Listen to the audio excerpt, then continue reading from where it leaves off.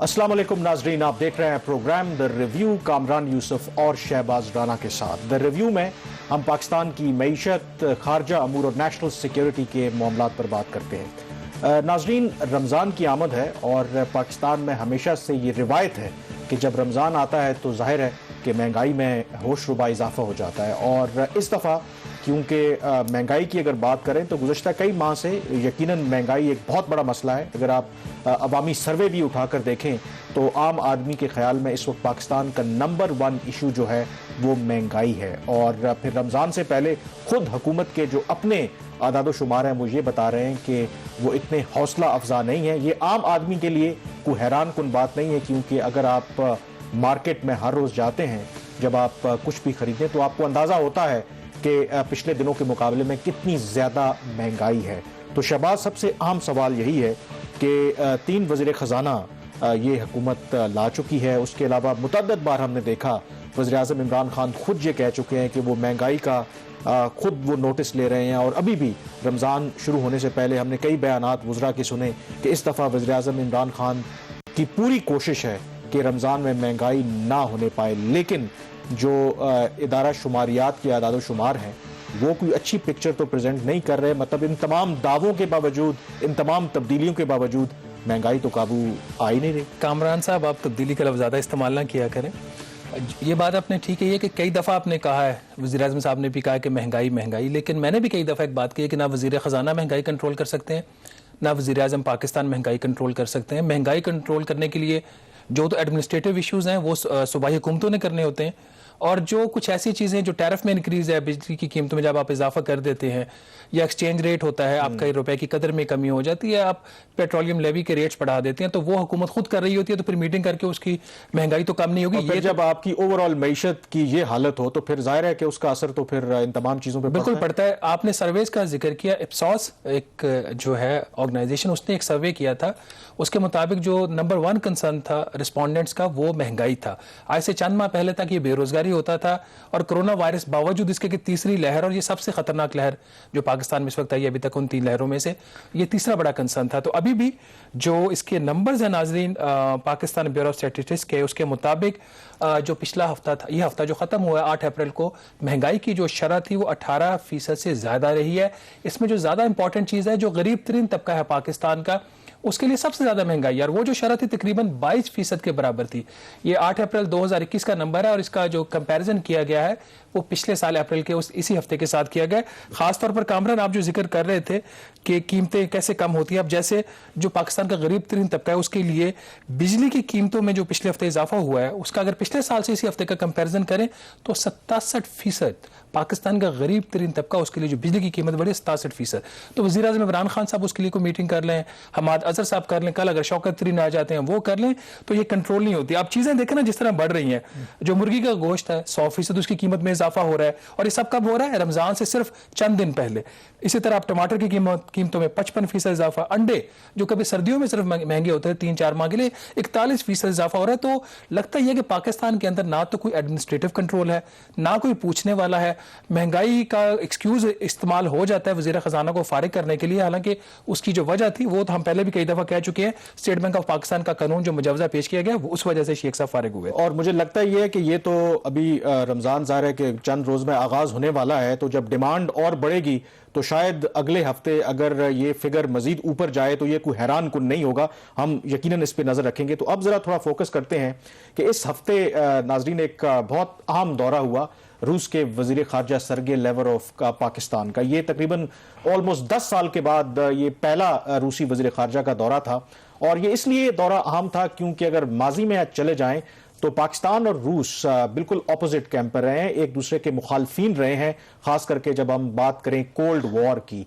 लेकिन हालिया सालों में हमने देखा कि दोनों मुल्कों के दरमियान जो ताल्लुकात हैं उसमें एक टर्न अराउंड आया, और अब यह कहा जा रहा है कि जो मौजूदा जो खित्ते की सूरत हाल है या जो नई अलाइनमेंट्स हो रही हैं खित्ते में, उसमें पाकिस्तान और रूस जो हैं वो बुनियादी तौर पर अब एक पेज पर आ रहे हैं। और ये जो नई रीअलाइनमेंट्स हैं इसमें पाकिस्तान क्या एडवांटेज ले सकता है, ये बहुत एक इंपॉर्टेंट चीज़ है। तो शहबाज, ये जो विजिट है मेरे ख्याल में बहुत से लोगों के लिए हैरान कुन भी था, और वो उसको एक नई बिगिनिंग भी समझ रहे हैं।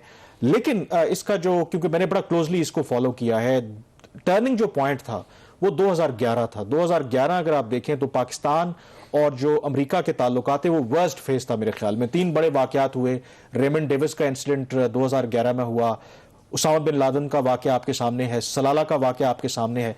ये वो टाइम था जब बिल्कुल ताल्लुकात हमारे अमेरिका के साथ बहुत मेरे ख्याल में लो लेवल पे थे। वहां पर एक स्ट्रेटेजिक फैसला किया पाकिस्तान के रियासती इदारों ने, सिविल और मिलिट्री क़यादत ने, कि हमने अपने जो फॉरेन पॉलिसी के ऑप्शंस हैं उनको डाइवर्सिफाई करना है।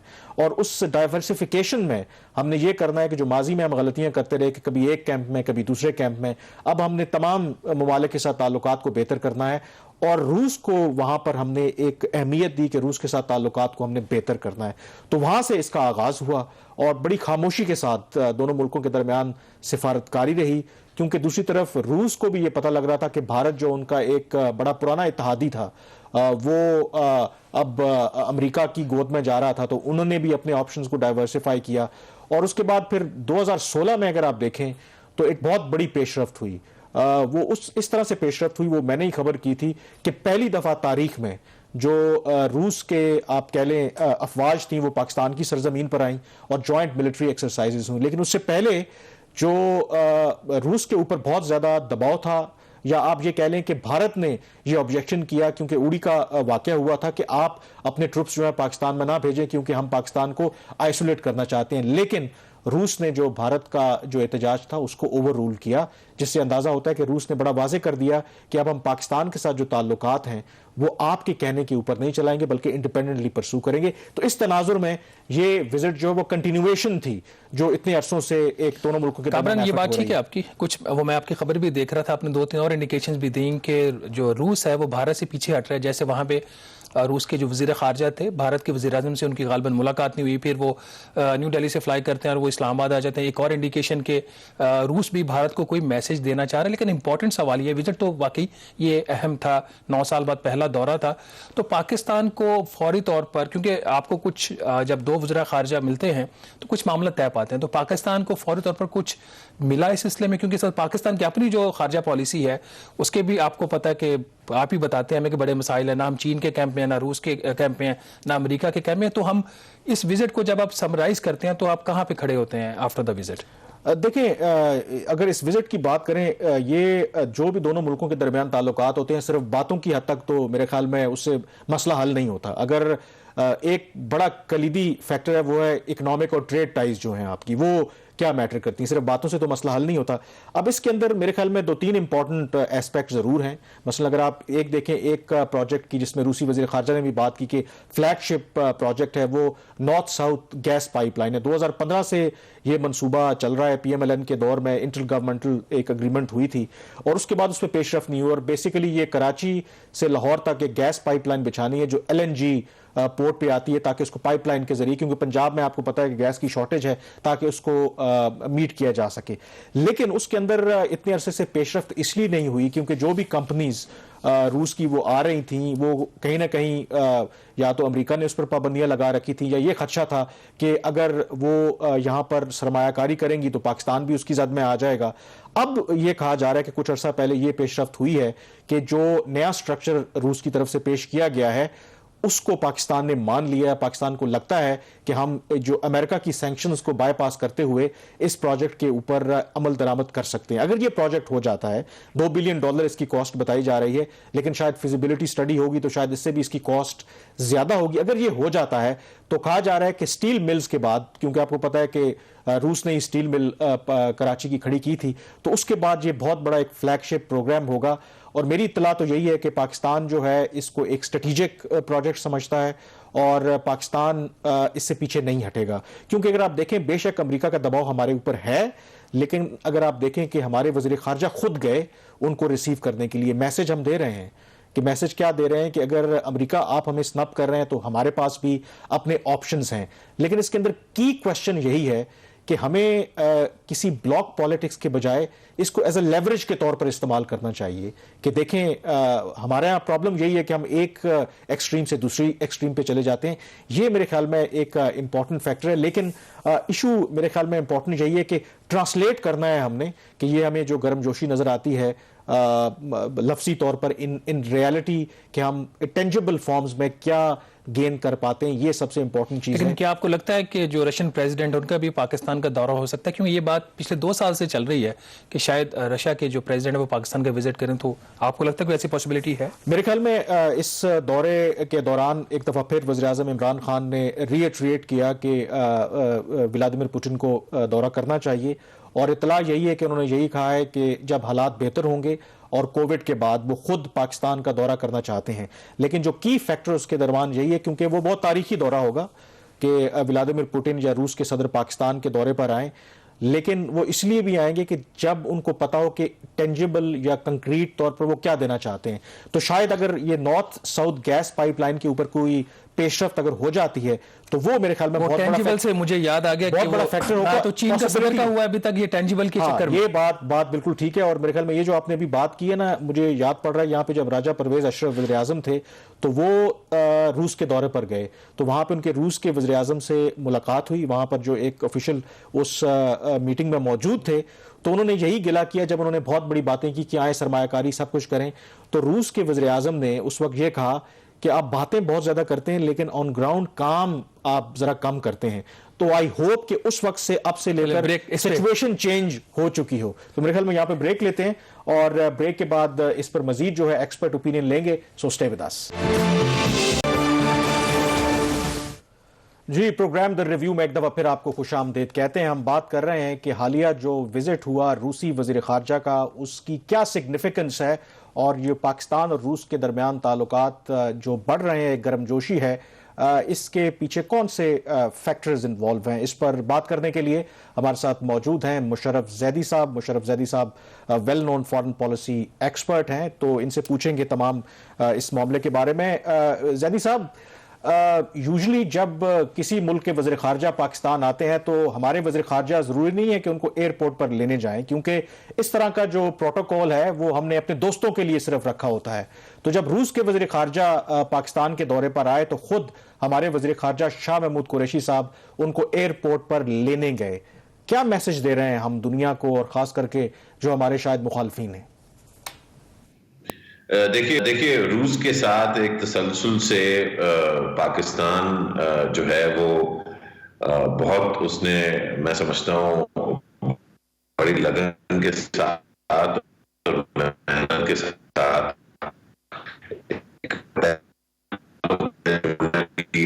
काविश जो है ये सिर्फ पाकिस्तान की तरफ से ही कोशिश रही है। इसमें ज्यादा है कि मैं समझता हूँ पिछले तकरीबन 12-13 साल से ये काविश जारी है, और इसका फल जो है वो मैं समझता हूँ अगले चंद सालों में हमें बहुत वाज़ेह तौर पे नजर आना शुरू होगा। लेकिन इसका एक जो नुमाइंदगी है इस ताल्लुक की, वो ये है कि जो ये ग्रुप था जिसको क्वाड कहा जा रहा था, एक्चुअली ट्रॉयका कहा जा रहा था, एक्सटेंडेड ट्रॉयका, जो अमेरिका, पाकिस्तान, चीन और रूस पर मुश्तमिल है, ये मिला मॉस्को में। वहां पर न सिर्फ अफगानिस्तान की हुकूमत की नुमाइंदगी भी हुई बल्कि तालिबान ग्रुप की भी हुई, और इस तरह से एक बार फिर ये बावर हुआ बाकी सारी दुनिया की क़ुव्वतों को, और ख़ास तौर पे इस खित्ते में जो ममालिक हैं, कि ये जो बड़ी क़ुव्वतें हैं अमेरिका, चीन और रूस ख़ास तौर पे, ये पाकिस्तान का अफगानिस्तान के लिहाज से जो किरदार देखती हैं वो सबसे अहम और सबसे कलीदी है।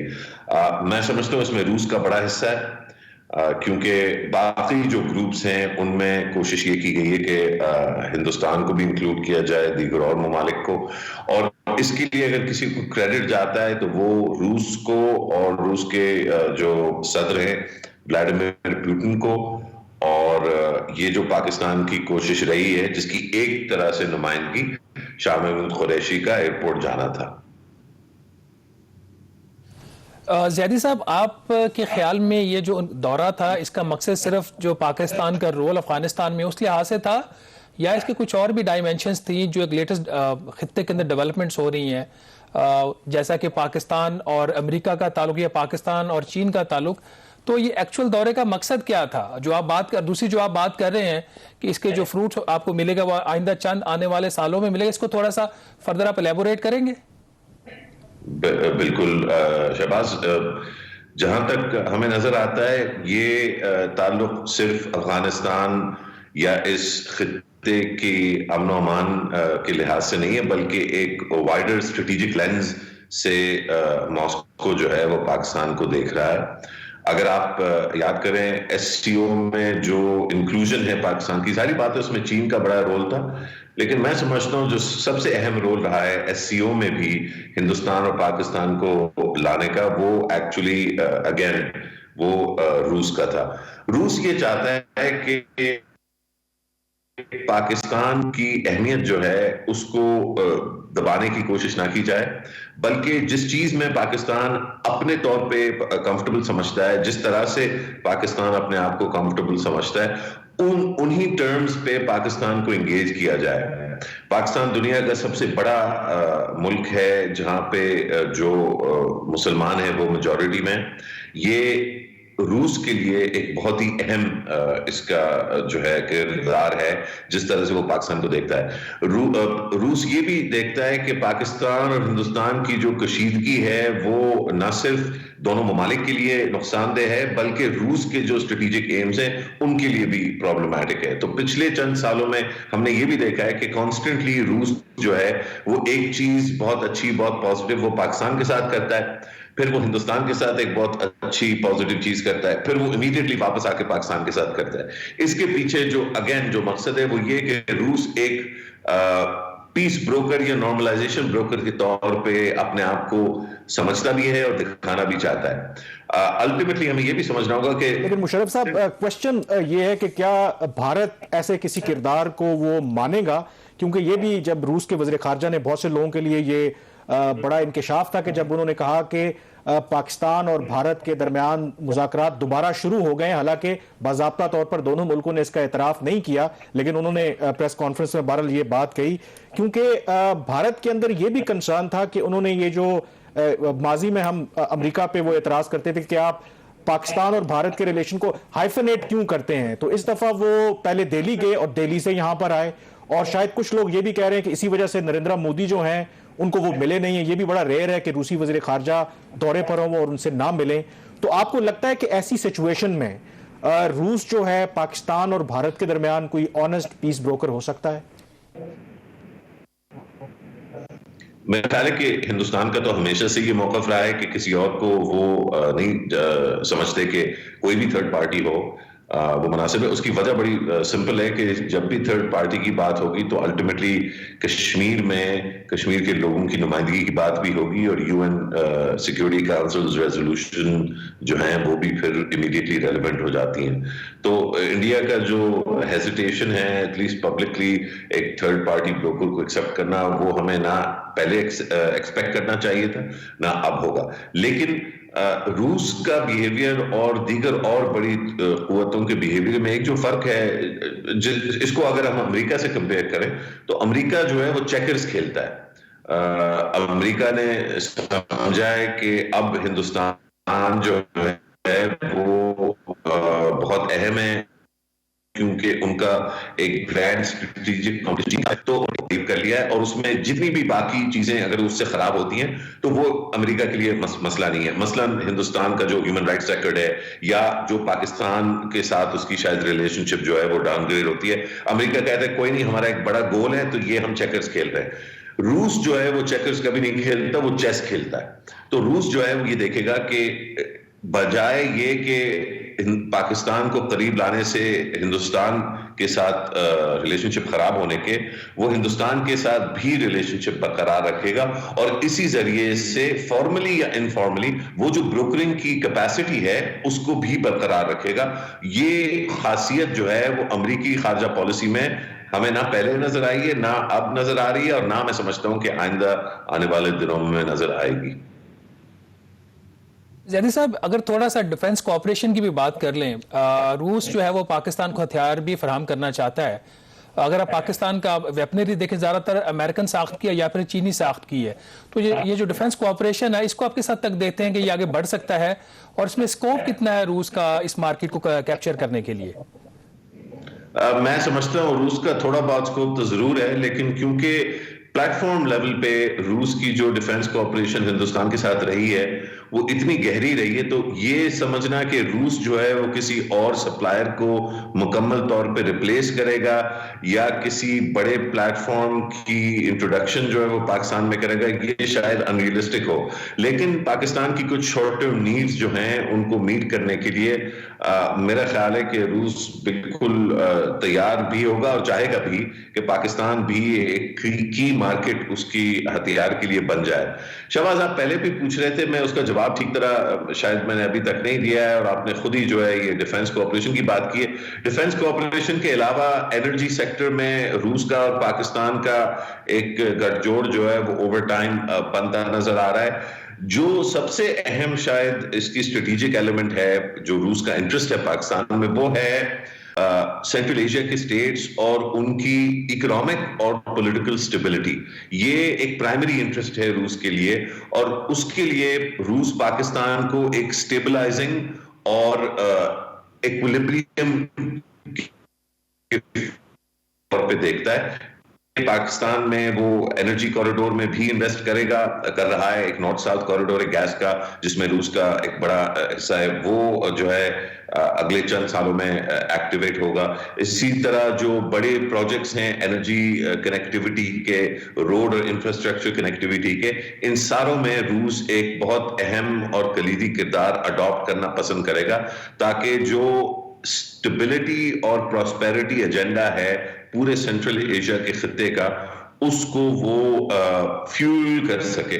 اس میں ایک انرجی کا ایلیمنٹ بھی ہے. اور اشرف زیدی صاحب, ہمارے پاس وقت کی کمیاں, بالکل آپ نے ٹھیک کہا, پوٹینشل ضرور موجود ہے, اور اس کے لیے میرے خیال میں پاکستان کو بھی بہت زیادہ ہوم ورک کرنا پڑے گا. اور جب ہم رشیا کے ساتھ مزید تعلقات کو فروغ دیں گے تو یقینی طور پر ہمارے اوپر دباؤ بھی آئے گا, امریکہ کی طرف سے بھی آئے گا, باقی مغربی طاقتوں کی طرف سے آئے گا. تو ہمیں اس دباؤ کو پھر پرے رکھ کے اپنے مفادات کو ترجیح دینی ہے. یہ نہ ہو کہ جس طرح لوگ ابھی سوال بھی کر رہے ہیں کہ سی پیک کے معاملے پہ شاید ہم تھوڑا سا ڈاما ڈول ہیں کہ امریکہ کا ہمارے اوپر دباؤ ہے, تو رشیا کے کیس میں بھی کچھ ایسا نہ ہو. بریک پہ جائیں گے, بریک کے بعد بات کریں گے کہ حکومت پی آئی اے کو ریوائیو کرنے کے لیے کیا کرنے جا رہی ہے.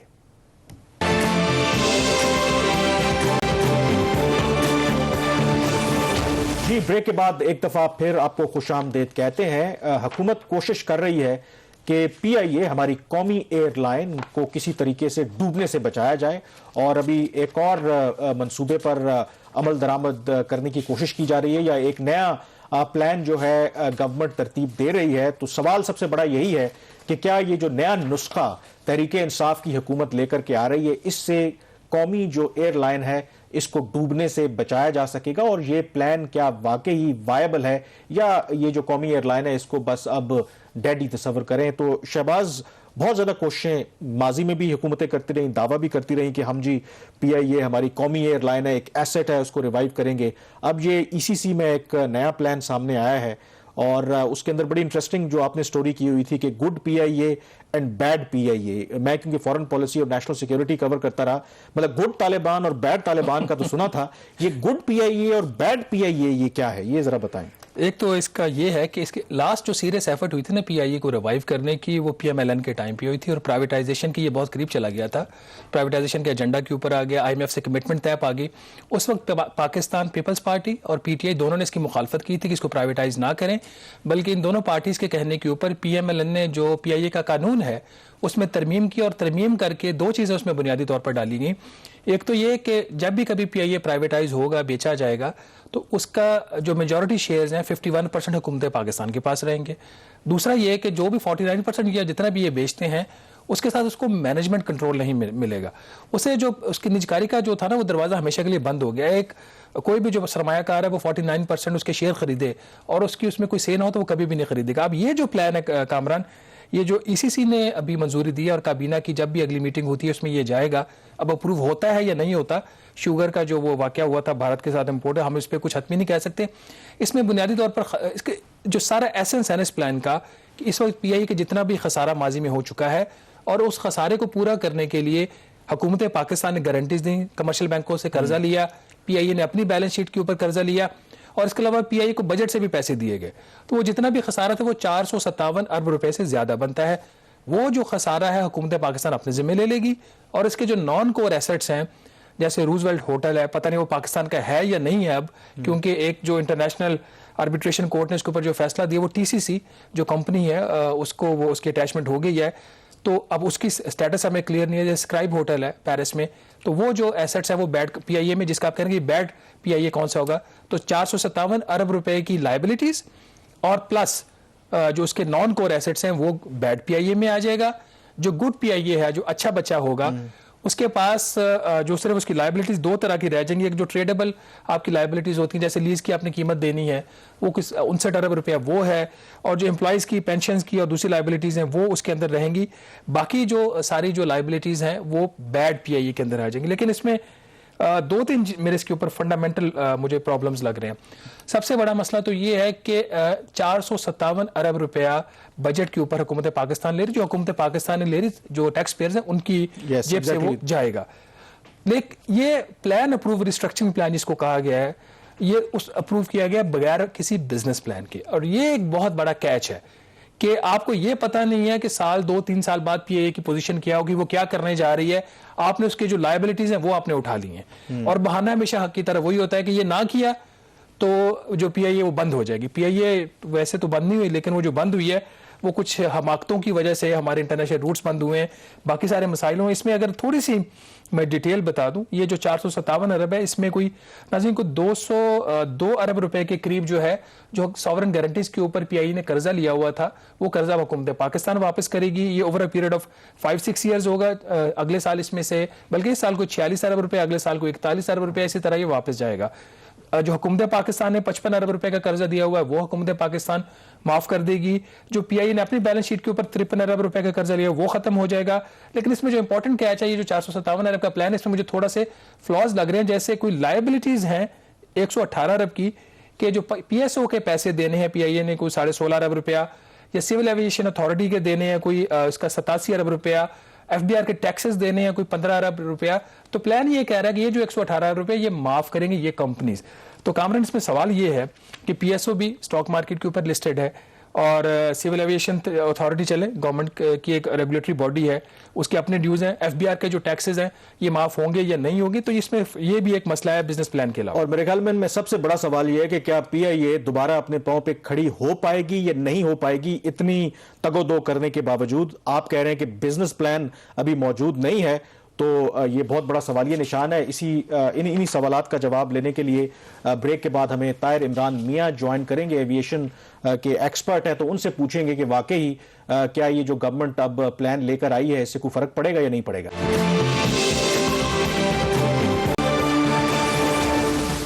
जी, ब्रेक के बाद एक दफा फिर आपको खुशामदीद कहते हैं। हमें ज्वाइन कर चुके हैं ताहिर इमरान मियां, एविएशन एक्सपर्ट हैं, बहुत ज़बरदस्त रिपोर्टिंग करते हैं, PIA के मामलात को बड़ी अच्छी तरह से जानते हैं। तो बहुत शुक्रिया ताहिर साहब प्रोग्राम में ज्वाइन करने के लिए। आपने भी ये खबर देखी होगी कि गवर्नमेंट जो है कोशिश कर रही है कि PIA को रिवाइव करे, एक नया रिस्ट्रक्चरिंग प्लान उन्होंने मुरतब किया है। कितना ये प्लान आपको प्रैक्टिकल लगता है, क्योंकि अभी तक ये प्लान जो अप्रूव किया गया है विदाउट एनी बिजनेस प्लान है, तो डू यू थिंक ये कोई इफेक्टिव हो सकता है प्लान PIA को रिवाइव करने के लिए? देखिए, ये कोई नया प्लान नहीं है। ये प्लान तकरीबन पिछले 3 साल से मार्केट के अंदर है। इस प्लान के ऊपर जो PIA का जर्मन COO था उसने इनिशियली काम किया, फिर मुशर्रफ रसूल सियान ने इसके ऊपर काफी काम किया, फिर उसके बाद ये इमरान खान साहब की कैबिनेट आई तो असद उमर के दौर में हुआ, फिर इसको कुंडलाइन लगा दिया हफीज शेख साहब ने, क्योंकि इस प्लान के अंदर जो सजेशंस हैं वो डायरेक्टली कॉन्ट्रडिक्ट करती हैं, कॉन्फ्लिक्ट करती हैं जो IMF के साथ गवर्नमेंट की अंडरस्टैंडिंग है। तो हफीज शेख साहब तो इसको सुनने को तैयार ही नहीं थे, और इसके ऊपर फ्लिप फ्लॉपिंग चलती रही। डॉक्टर इशरत हुसैन इस पर कुछ कर रहे थे, फिर एविएशन मिनिस्टर इस पर कुछ रखता था। अब फाइनली हमाद साहब जब से आए हैं वजीर खजाना नए जो है, उन्होंने इसको अप्रूव किया और अब ये कैबिनेट में जा रहा है। लेकिन अगर आप मुझसे जो स्ट्रेट सवाल पूछते हैं कि ये बिजनेस प्लान का इसका कोई सर पैर है या कुछ है, تو کچھ نہیں ہے. اٹس جسٹ یہ ہوا میں باتیں ہیں, نہ حکومت کر سکتی ہے نہ حکومت کے پاس ہے. وہ کیا کہتے ہیں نا, گنجی دھوئے گی کیا نچوڑے گی کیا, تو یہاں پہ کچھ نہیں ہو سکتا اس کا.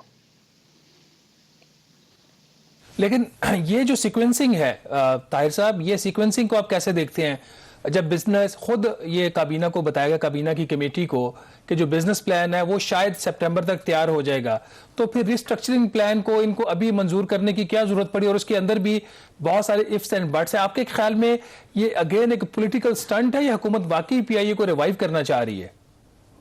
دیکھیں, حکومت کے پاس دو میجر ایشوز ہیں. ایک تو حکومت کا جو یہ چاہتے ہیں وہ یہ کرنا چاہتے ہیں کہ ان کے اوپر بہت عرصے سے پریشر ہے کہ یہ پی آئی اے کا کچھ کریں, کیونکہ at the end of the day P I A کی ایک لائبلٹی بہت بڑی ہے, اس کے لاسز جو ہیں وہ آگے پیچھے ہوتے رہتے ہیں. ریسٹرکچرنگ آپ کسی ایسی چیز کی کر سکتے ہیں جس کا پہلے سے کوئی سٹرکچر ہو. اب پی آئی اے کا تو سٹرکچر ہی نہیں ہے. اب پرابلم دوسرے نمبر پہ یہ ہے کہ جو سٹرکچر موجود ہے اس کے اندر آپ نے سارے ہائبرڈ لوگ آئے ہوئے ہیں, وردی والے لوگ بیٹھے ہوئے ہیں جو اس کو رن کر رہے ہیں. 2-3 سال بعد ان کی ڈیپوٹیشن ہوگی, وہ چلے جائیں گے. تو ریسٹرکچرنگ آپ کسی سالڈ بزنس پلان کے بغیر نہیں کر سکتے. جو بزنس پلان ہے, جو پروپوزلز ہیں وہ سالڈ ہیں. اگر آپ سمجھنا چاہتے ہیں تو مثلا ان کے پاس 3 آئیڈیاز ہیں. ایک یہ چاہتے ہیں کہ ہم ڈومیسٹک مارکیٹ کے اندر, یعنی بنیادی طور پہ یہ چاہتے ہیں بزنس پلان یا ریسٹرکچرنگ پلان میں کہ گورنمنٹ ساری پی آئی اے کی لائبلٹیز لے لے, پی آئی اے کو تقریباً سال کا عرصہ دے, 2022 تک اس کو ٹائم دے, اور 2022 میں پی آئی اے پروفیٹیبل ہو جائے گی. اب وہ لائبلٹیز کا کیا کرنا چاہتے ہیں, اس کے لیے 3 پروپوزلز انہوں نے دیے ہوئے ہیں. ایک تو یہ سکوک بانڈ ڈومیسٹک مارکیٹ میں ایشو کرنا چاہتے ہیں جس سے یہ پیسہ ریز کریں گے اور اس کو سارٹ آؤٹ کریں گے. دوسرا یہ ہے کہ ڈیٹ جو قرض ہے اس کو ایکوٹی کے ساتھ سواپ کر لیا جائے. تو اس وقت پی آئی اے کا ایک سائزبل جو پیسہ ہے اس نے bank of Punjab, national bank of Pakistan اور اس طرح کے لینڈر سے لیا ہوا ہے, تو یہ اس کو ایکوٹی میں کنورٹ کر کے پی آئی اے کے اندر یہ بینک شیئر ہولڈر بن جائیں گے. اور تیسرا ایک کافی انٹرسٹنگ قسم کا پروپوزل ہے زیرو کوپن بانڈز کا, جس کا مطلب یہ ہے کہ ہم پیسے بھی نہیں دیں گے, سود بھی نہیں دیں گے, 10 سال کے بعد آپ نے جب دیکھی جائے گی تو پیسے ویسے. تو وہ اس طرح کے پروپوزلز ہیں. لیکن اس سارے کی بنیاد میں جو سب سے بڑا سوال ہے کہ کیا یہ حکومت رہے گی, کیا یہ وزیر خزانہ رہے گا, کیا یہ پی آئی اے کی مینجمنٹ رہے گی, یعنی کہ پی آئی اے کی مینجمنٹ تو ہر 6 مہینے بعد بدلتی ہے.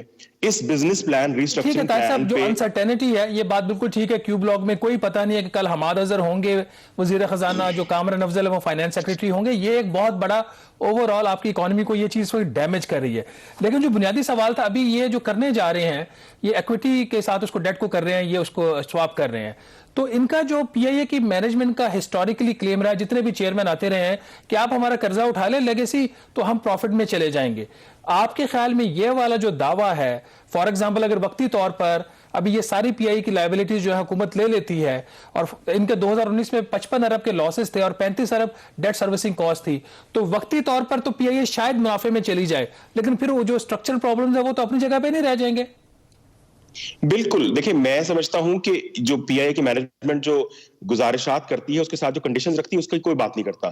کنڈیشنز یہ ہے کہ میڈلنگ نہیں ہوگی, کورٹس مداخلت نہیں کریں گے, فوج مداخلت نہیں کرے گی, سیاستدان مداخلت نہیں کریں گے. تو یہ تو ہو نہیں سکتا. ہمارے ہاں لیٹس سے کل عمران خان حکومت چلی جاتی ہے تو جو نئی حکومت آئے گی وہ اپنی مرضی کا سی ای او لگائے گی, وہ ارشد ملک کو تو نہیں رہنے دے گی. یہ واحد پی آئی اے کی تاریخ میں 1 سال 1.5 گزرا ہے جس میں ارشد ملک نے جو چاہا ہے کیا, اپنی مرضی سے کیا ہے, ان کو ریزسٹنس کا سامنا کرنا پڑا ہے. تو جو آپ بات کریں وہ بالکل درست ہے کہ اگر آپ ریسٹرکچرنگ اور پھر دوسرے نمبر پہ آپ کی سول ایویشن کا کیا ہوگا, کیونکہ آپ کی سول ایویشن تو ڈومیسٹک ایویشن کو تباہ کرنا چاہتی ہے. وہ تو چاہتی نہیں کہ کوئی پاکستانی ایئر لائن جو ہے وہ آپریٹ کرے. یعنی آپ نے ورجن کو بھی روٹ دے دیا, آپ نے برٹش ایئر ویز کو بھی روٹ دے دیا, اب آپ کل بٹنڈے کا بھی روٹ دے دیں گے, چیچو گملیا کا روٹ بھی ورجن کو دے دیں گے. تو پھر پی آئی اے کو بند کر دینا چاہیے میرے نزدیک, اور یہ اسی طرف لے جانا چاہ رہے ہیں. اصل میں ریسٹرکچرنگ نہیں, یہ ڈیمولشنگ آپریشن ہے. یہ چاہتے ہیں یہ ساری جو ہے یہ لالی پاپس ہیں, ہونا ہوانا کچھ نہیں ہے, صرف they want to shut down the P I A. That is the bottom line. اور اس حکومت کے پچھلے 1.5 سال کے ایک اور جو کرٹیسزم طاہر صاحب ہوتا رہا ہے, اور وہ یہ کہتے ہیں کہ ریزن کہ پی آئی اے کیوں نہیں ریوائیو کر رہی یا اس طرح سے پروفیٹیبل نہیں ہے کہ جی بہت زیادہ اوور سٹافنگ ہے. اور لیکن 5 سال پہلے پارلیمنٹ کو پی آئی اے نے بتایا نہیں یہ تو ریزن نہیں ہے, لیکن یہ جو ریسٹرکچرنگ پلان آیا ہے اس میں اگین پرانی والی ریزن دی جا رہی ہے, اور 25% جو پی آئی اے کے امپلائیز ہیں ان کو فارغ کیا جا رہا ہے یا گولڈن ہینڈ شیک دیا جا رہا ہے. تو یہ جو کنٹرڈکٹری اپروچ ہے اس کو آپ کیا کہتے ہیں؟ دیکھیں, میں نہیں سمجھتا کہ پی آئی اے اوور سٹافڈ ہے. میں سمجھتا ہوں پی آئی اے رانگلی سٹافڈ ہے. پی آئی اے میں جتنے بھی لوگ ہیں ان کو وہ کام نہیں آتا جو ان کو کرنا چاہیے. تو پی آئی اے کے اندر رائٹ سٹاف کی ضرورت ہے. زیادہ یا کم ہونا ایک سیپریٹ ڈیبیٹ ہے. اگر آپ پی آئی اے کا ٹوٹل جو ویج بل ہے وہ دیکھیں تو وہ ٹوٹل اس کی جو ایکسپینسز ہیں ان کا مشکل 20% بنتا ہے, لائک پینشن اور تنخواہیں وغیرہ سارا ملا کے, جو کہ بہت بڑا پروپورشن نہیں ہے. لیکن دوسرے نمبر پہ اگر کوئی نیک نیت حکومت ہو تو یہ سارا سٹاف یوز میں لایا جا سکتا ہے اگر آپ ایکسپینشن کرتے ہیں. تو میں تو اس بحث میں بالکل نہیں پڑتا. میں تو سمجھتا ہوں یہ فضول بحث ہے کہ پی آئی اے اوور سٹافڈ ہے یا پی آئی اے میں فی طیارہ اتنے سٹاف ہے, اتنا نہیں. میرے نزدیک جو اصل سوال ہے کہ جو لوگ آپ نے رکھے ہوئے ہیں کیا وہ کام کر سکتے نہیں کر سکتے. اس کا جواب یہ ہے کہ اگر وہ کام کر سکتے ہو تو آپ کو درجن بھر وردی والے لا کے نہ بٹھانے پڑتے جو اس وقت ایئر لائن کو ایک سال سے جلدی سے جواب چلا رہے دیجیے, ہیں. ہمارے پاس ٹائم کم ہے. طاہر صاحب, یہ جو ایک پروپوزل ہے کہ جو نان پروفیٹیبل روٹس ہیں ان کو بند کر دیا جائے اور انٹرنیشنل جو آپ کے روٹس ہیں بڑے قیمتی ہیں اس میں کوڈ شیئرنگ کر لی جائے, آپ کے خیال میں یہ ان کو ریوائیو کر سکتا ہے پی آئی اے کو؟ شہباز بھائی, روٹ رہ کون سے گئے ہیں سوائے ٹورانٹو کے؟ ان کے پاس کون سا پروفیٹیبل روٹ رہ گیا ہے؟ تو کون سے بند کریں گے اس وقت؟ پی آئی اے جاتی کہاں ہے مجھے بتائیں, سوائے کوالالمپور کے, ٹورانٹو کے, سعودیہ کے چند روٹس کے, یا چائنا کا روٹ ہے, اور جاتی کہاں پہ؟ رائٹس تو ہے نا طاہر صاحب, لینڈنگ رائٹس تو ان کے پاس ہے نا. دیکھیں لینڈنگ رائٹس میرے نزدیک لیٹ سے ہیتھرو پہ لینڈنگ رائٹس جو ہے آپ کی سلاٹس وہ میٹر کرتی ہیں, ان کے پیسے ویسے ہیں. باقی سب جو ہے وہ ایئرپورٹس کی مرضی ہے, یعنی کہ یہ جب چلانا چاہے چلا لیں. ایئر لائنز جو ہے وہ اس کی کوئی پیسے نہیں کما سکتی. اس وقت تو حالات یہ ہے کہ ہیتھرو نے 150 سلاٹس امریکہ کی ایئر لائن کو بیچے ہیں. اتنی سلاٹس بن گئی ہیں کہ انہوں نے بیچی ہیں کیونکہ ایئر لائنز نے آلریڈی کیپیسٹی ریڈکشن ہو رہی ہے. اس وقت تو جو آپ کو پہلے لیٹ سے $1,000 کسی چیز کا ملنا تھا وہ 200 بھی نہیں ملے گا اس روٹ اور لینڈنگ سلاٹس کا, کیونکہ مارکیٹ آلریڈی بہت نیچے لیول پہ آ چکی ہوئی ہے. چلیں طاہر صاحب, بہت شکریہ. یقیناً یہ چیلنجنگ ہے چیلنج گورنمنٹ کے لیے کہ کس طریقے سے یہ ریوائیو کرتے ہیں. بہرحال وداؤٹ بزنس پلان کے تو کم از کم یہ ممکن ہوتا نظر نہیں آتا. پروگرام دا ریویو سے اتنا ہی. مجھے کامران یوسف اور شہباز رانا کو اب اجازت دیجیے. اللہ حافظ.